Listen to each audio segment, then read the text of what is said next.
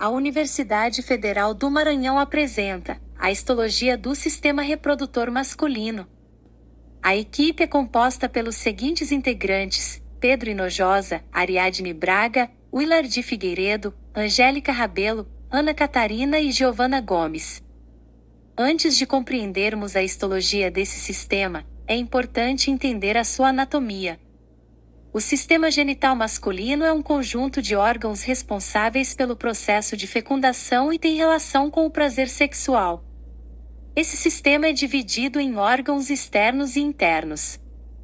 Os órgãos externos são o pênis, responsável pela copulação, o escroto, que possui a função de suporte, e a porção distal da uretra. Os órgãos internos são os testículos, que estão associados à espermatogênese.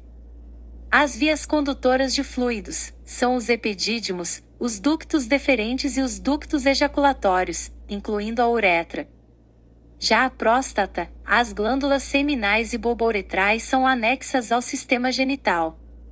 Essas diferentes estruturas funcionam de forma coordenada e estão envolvidas no processo de formação dos gametas e no comportamento sexual, essenciais para o processo de produção. A inervação, na genitália interna, é composta pelos nervos esplâncnicos lombares, pelos plexos hipogástrico e pélvico, que fazem parte do sistema simpático, nervos esplâncnicos pélvicos, que fazem parte do sistema parasimpático, e, na genitália externa, pelo nervo pudendo, o qual faz parte do sistema sensitivo, simpático e motor somático, e plexo prostático, que faz parte do sistema parasimpático. O suprimento sanguíneo, na genitália interna, é composto pelas artérias testicular, vesical superior, vesical inferior e retal média, e, na genitália externa, pelas artérias pudenda interna e pudenda externa. Testículos. Os testículos são como as gonadas sexuais masculinas. Consistem em um par de glândulas reprodutivas, de formato ovoide, responsável por produzir os espermatozoides e hormônios masculinos, como a testosterona. Cada testículo é circuncidado pela túnica vaginal, que é em um saco peritoneal fechado. Além disso, eles possuem uma face externa fibrosa e resistente, chamada de túnica albugínea, que se espessa em uma crista sobre o testículo e apresenta tecido conjuntivo denso modelado. Os testículos são presos ao funículo espermático, que é composto pelo ducto deferente por diversas artérias, veias, vasos linfáticos e nervos. São cobertos externamente por pele frouxa, enrugada e pigmentada, conhecida como escroto. O escroto é uma bolsa cutânea que contém os testículos e partes inferiores do funículo espermático. Possui duas camadas, pele e fáscia profunda. Já os túbulos retos conectam os túbulos seminíferos a canais em formas de rede testicular, e são revestidos por um epitélio simples pavimentoso ou cúbico, formando a rede testicular. Túbulos seminíferos. Os túbulos seminíferos são o local de produção dos espermatozoides. As paredes desses túbulos são constituídas por várias camadas de células cujo conjuntivo é denominado epitélio seminífero. Esse epitélio é pseudoestratificado e está envolvido por uma lâmina basal e uma bainha de tecido conjuntivo, a qual é formada por fibroblastos, e uma camada mais interna aderida à lâmina basal formada por células mioides, dando contratilidade aos túbulos, que têm características de células musculares lisas. O lúmen é a parte interna do túbulo e local de liberação dos espermatozoides. Os espaços intertubulares são o local de produção de andrógenos. Eles têm um tecido conjuntivo frouxo e células intersticiais, os fibroblastos, mastócitos e macrófagos, além de capilares fenestrados que permitem o trânsito de macromoléculas. Nele também há as células de Leydig, que são células intersticiais as quais são ativas desde o período embrionário e produzem testosterona. Além disso, no túbulo seminífero, também estão as células de Sertoli, as quais estabelecem a barreira hematotesticular, protegem e nutrem as células espermatogênicas e fagocitam restos celulares liberados. A espermatogênese é o processo de produção de espermatozoides que ocorre no epitélio germinativo dos túbulos seminíferos. As células da linhagem germinativa se encontram alojadas nas paredes das células de Sertoli. Células da linhagem germinativa. As espermatogônias começam a se diferenciar a partir da puberdade por influência da testosterona. Algumas permanecem como células-tronco de outras espermatogônias. Elas ficam próximas à lâmina basal e são diploides. As espermatogônias tipo A escuras têm formato de cúpula, núcleos ovais achatados, muita heterocromatina e originam espermatogônias do tipo A. As espermatogônias tipo A pálidas são semelhantes às tipo A escuras, mas possuem mais eucromatina e originam espermatogônias tipo A pálidas ou tipo B. Já as espermatogônias tipo B têm os núcleos arredondados. Ao sofrer mitose, cada uma delas origina 2 espermatócitos primários. Os espermatócitos primários são as maiores células da linhagem germinativa. Eles possuem núcleos com aparência vesiculosa e são um pouco mais afastados da lâmina basal. Eles são diploides, mas apresentam o dobro da quantidade de DNA que uma célula diploide costuma ter. A partir da meiose reducional, cada espermatócito primário origina 2 espermatócitos secundários. O espermatócito secundário é haploide, mas tem a quantidade de DNA habitual de uma célula diploide. É raro observá-lo porque ele entra rapidamente na meiose equacional e origina 2 espermátides. As espermátides se encontram próximas ao lúmen dos túbulos seminíferos. São haploides e têm a quantidade habitual de DNA de uma célula haploide. Elas possuem um complexo de Golgi e retículo endoplasmático granuloso bem desenvolvidos, muitas mitocôndrias e uma quantidade crescente de cromatina condensada. Através da espermiogênese, cada espermátide origina um espermatozoide. O espermatozoide é a célula final da linhagem germinativa. É haploide, de núcleo alongado e com pouco citoplasma. Possui um flagelo, e não está ligado a outras células por pontes citoplasmáticas. A espermiogênese é a fase final da espermatogênese. É um processo sem divisão celular no qual as espermátides se diferenciam em espermatozoides. Nela, há a formação do acrossomo e do flagelo, a condensação e o alongamento do núcleo. Ocorre a perda das pontes citoplasmáticas e de parte do citoplasma, formando os corpos residuais. A primeira fase da espermiogênese é a fase de Golgi. Nela, o complexo de Golgi forma grânulos proacrossômicos que contêm enzimas hidrolíticas e glicoproteínas. Esses grânulos se fundem e formam o grânulo acrossômico que fica dentro da vesícula acrossômica. Nessa fase, os centríolos migram para a região oposta à vesícula e começam a formar o axonema, região central do flagelo, responsável pelos movimentos dele. A segunda fase é a fase de capuz. Nela a vesícula acrossômica se estende sobre a metade anterior do núcleo, tomando forma de capuz, o capuz acrossômico que, posteriormente, será chamado de acrossomo. O DNA nessa fase se encontra muito condensado devido à presença de proteínas que se incorporam à cromatina, as protaminas. A fase seguinte é a acrossômica. Nela o acrossomo se encontra repleto de enzimas que ajudarão na fertilização do gameta feminino. Nessa fase as mitocôndrias circundam o flagelo para possibilitar um melhor fornecimento de energia.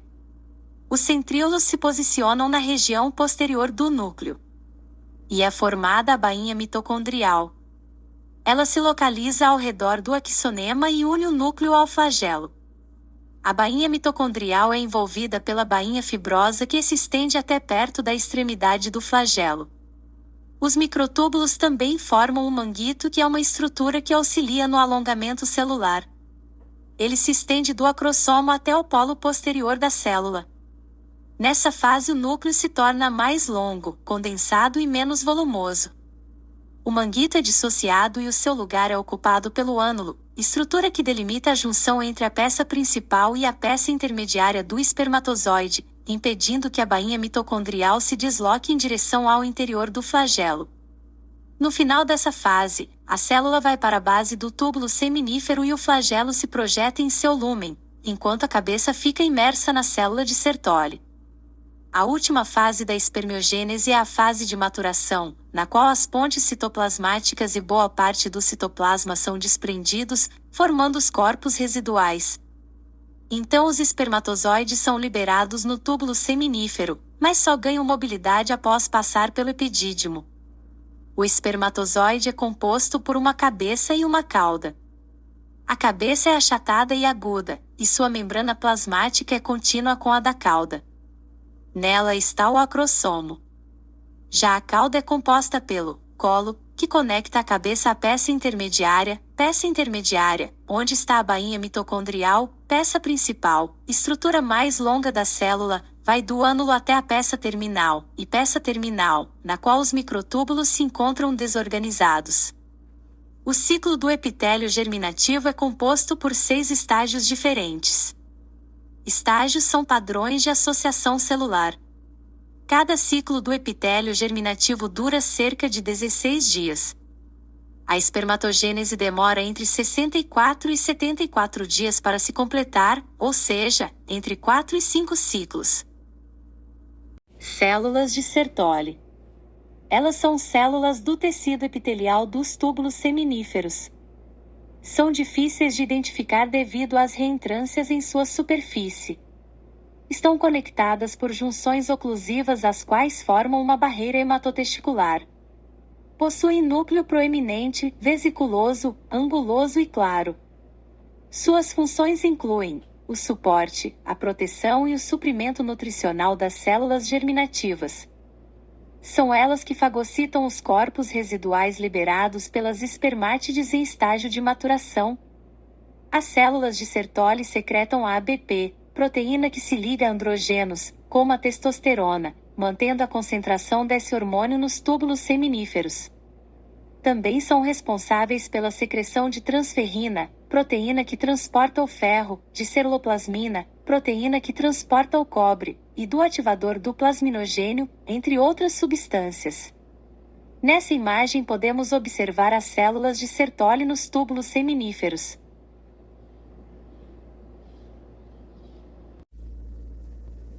Fatores que influenciam na espermatogênese.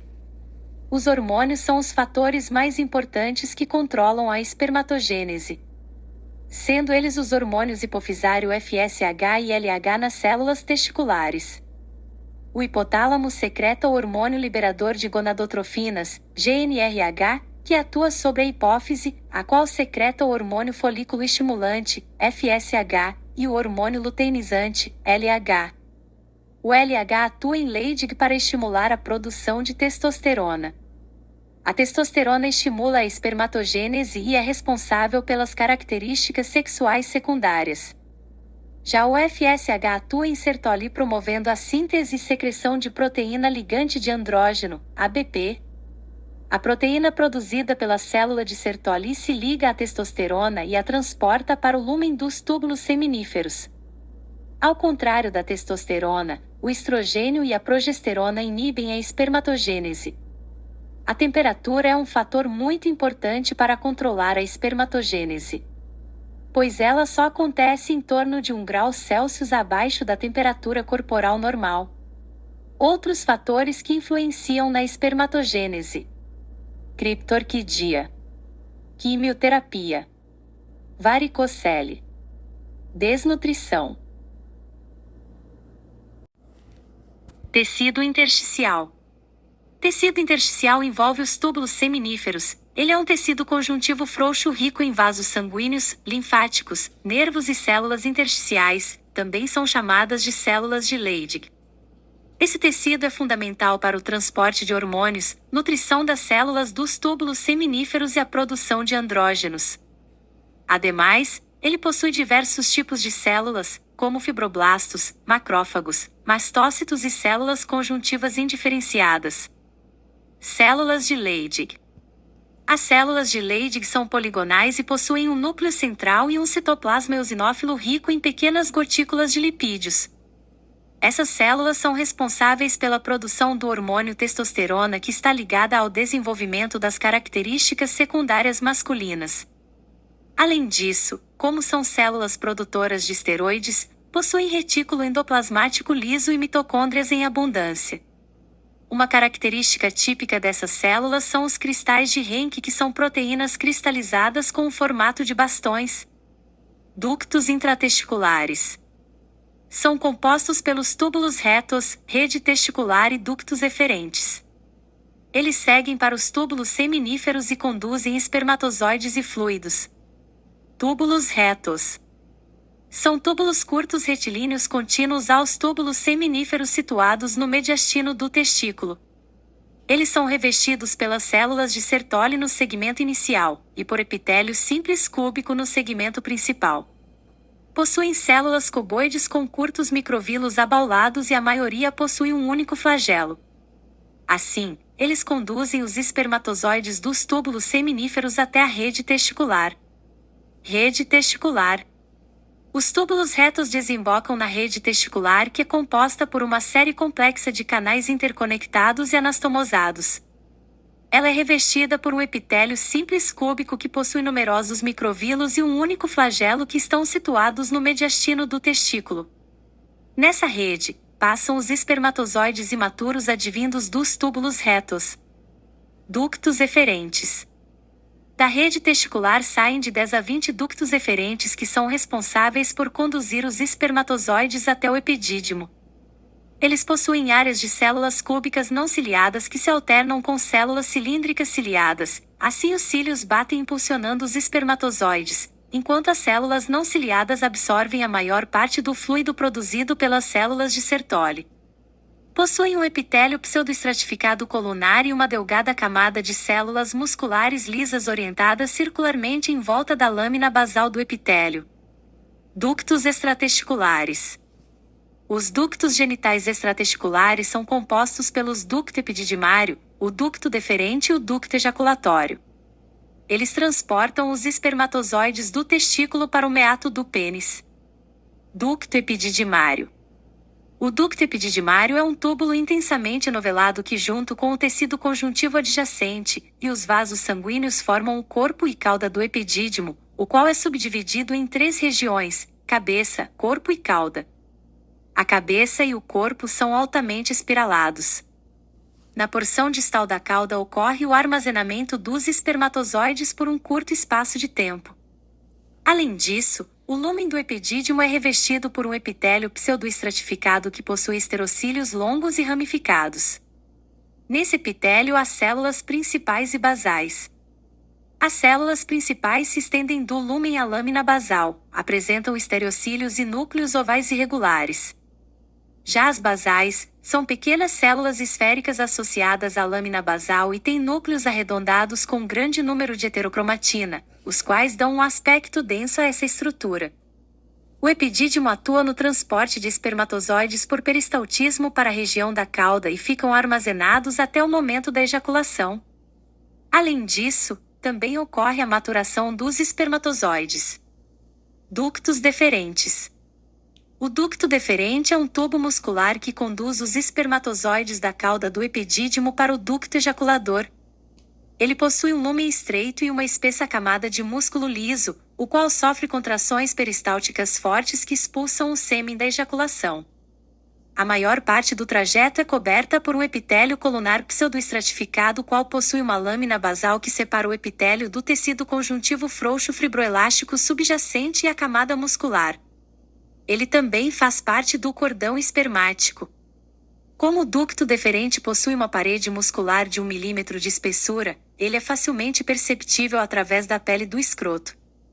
A vasectomia consiste na remoção cirúrgica de parte do ducto deferente, é realizada através de um pequeno corte no saco escrotal, possibilitando a contracepção masculina, já que bloqueia a condução dos espermatozoides. Ducto ejaculatório. O ducto ejaculatório leva os espermatozoides e o fluido seminal para a uretra prostática junto ao colículo seminal. Ele é um túbulo reto e curto que penetra na próstata e é envolvido por ela.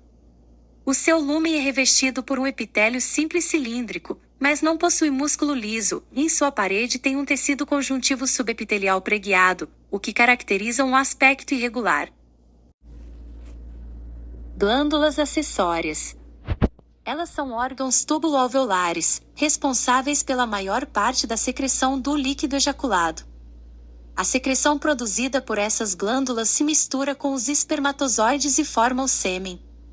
Suas principais funções incluem a nutrição e o transporte dos espermatozoides, a lubrificação da uretra e do pênis. Por isso são fundamentais para o sucesso da função reprodutiva masculina. As glândulas acessórias são as glândulas seminais, a próstata e as glândulas bulbouretrais. Vesículas seminais. Estão localizadas atrás da bexiga urinária e à frente do reto. São dois tubos que medem cerca de 5 a 10 centímetros. Secretam 70% do volume do sêmen. Sua secreção adequa ao pH da uretra masculina e do trato genital feminino, e isso permite que os espermatozoides sobrevivam no aparelho feminino. Pois o fluido é alcalino, o que ajuda a neutralizar esse ambiente ácido. Essa secreção consiste de frutose, prostaglandinas e proteínas específicas da vesícula seminal. A imagem mostra um trecho da vesícula seminal, um túbulo tortuoso, com muitas pregas na mucosa. A imagem B mostra o epitélio da vesícula seminal, que em alguns locais é simples e cúbico e em outros é simples colunar, chegando a pseudoestratificado. Próstata. É a maior das glândulas acessórias. Se localiza abaixo da bexiga urinária e produz cerca de 25% do sêmen. Sua secreção tem a função de proteger e nutrir os espermatozoides e contém sais minerais e enzimas. A próstata é dividida em 3 zonas: a central, a de transição e a periférica. Ela é formada por epitélio cuboide e pseudoestratificado colunar. A imagem mostra exatamente isso. A próstata é atravessada pela uretra, a qual é mostrada em seção transversal na imagem B. Na cor azul clara, é destacado o seu lúmen. Na cor azul escura, a porção terminal dos ductos excretores das glândulas prostáticas. E na cor verde, as glândulas prostáticas. Histologia aplicada. A hiperplasia prostática benigna é o aumento no tamanho da próstata, o qual ocorre devido à multiplicação do número de células da próstata. Essa hiperplasia ocorre em 50% dos homens com mais de 50 anos e em 95% daqueles que têm mais de 70 anos. Tumores prostáticos. Os tumores prostáticos ocorrem na zona periférica do órgão. E o câncer de próstata é uma multiplicação descontrolada das células da próstata. A grande diferença entre uma hiperplasia prostática benigna e um tumor maligno é a forma como as células se multiplicam. Enquanto no primeiro é de forma controlada, no segundo é de forma descontrolada. Glândulas bulbouretrais. Elas são 2 formações pequenas localizadas inferiormente à próstata e drenam suas secreções para a parte esponjosa da uretra, na qual lançam sua secreção. Durante a excitação sexual, as glândulas bulbouretrais secretam uma substância alcalina que protege os espermatozoides, também secretam um muco que lubrifica a extremidade do pênis e o revestimento da uretra, o líquido pré-ejaculado, o qual reduz a quantidade de espermatozoides danificados durante a ejaculação. Elas são glândulas tubulo-alveolares, revestidas por um epitélio cúbico simples secretor de muco. Pênis. O pênis apresenta 2 massas dorsais de tecido erétil, os corpos cavernosos, e uma massa ventral de tecido erétil, o corpo esponjoso, no qual a porção esponjosa da uretra está inserida. Na extremidade distal ele se dilata, formando a glande do pênis. Uretra peniana. A uretra peniana é revestida majoritariamente por epitélio pseudoestratificado colunar, e na glande ele é estratificado pavimentoso. Além disso, ao longo de toda a uretra peniana há células secretoras de muco, chamadas de glândulas de Littré. O prepúcio tem tecido conjuntivo com músculo liso na sua parte interna e os corpos cavernosos são envolvidos por uma camada de tecido conjuntivo denso.